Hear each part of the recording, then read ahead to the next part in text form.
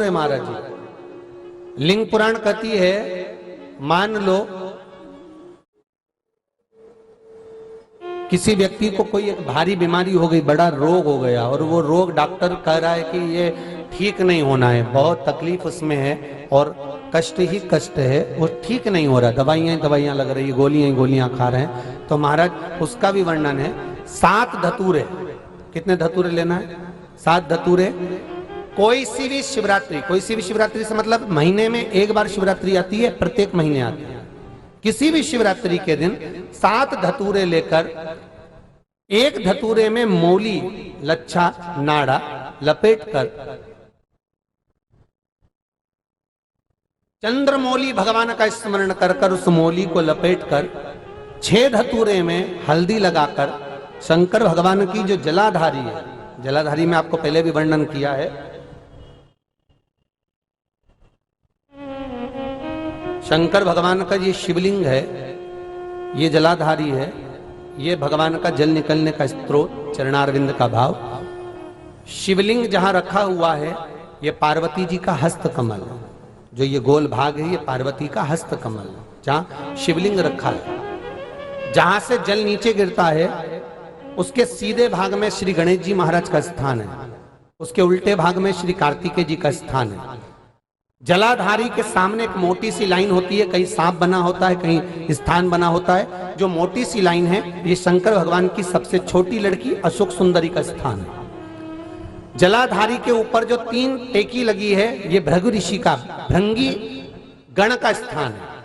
इसके ऊपर जो कलश है, कलश में जो पानी भरा जाता है, वो पानी जो बूंद बूंद नीचे गिरता है, ये शंकर भगवान की 5 लड़कियों का स्थान है। जया, विषहरा, सामरीबारी, धोतली और देव, ये 5 लड़कियों का स्थान है। शंकर भगवान का संपूर्ण परिवार शिवलिंग के सामने से, जहां से जल चालू होता है गिरने के लिए, नीचे की ओर जब जल जाता है, उस स्थान पर भगवान शंकर के सारे गणों का स्थान है।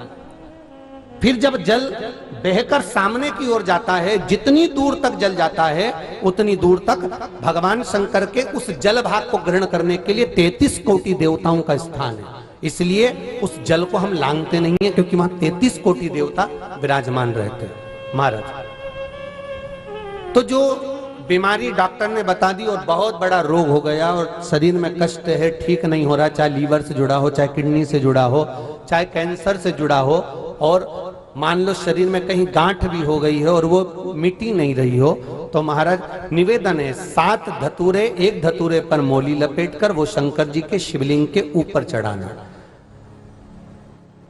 6 धतूरे, उसमें से एक धतूरा भगवान श्री गणेश जी का स्थान, दूसरा धतूरा श्री कार्तिकेय जी का स्थान, तीसरा धतूरा अशोक सुंदरी का स्थान।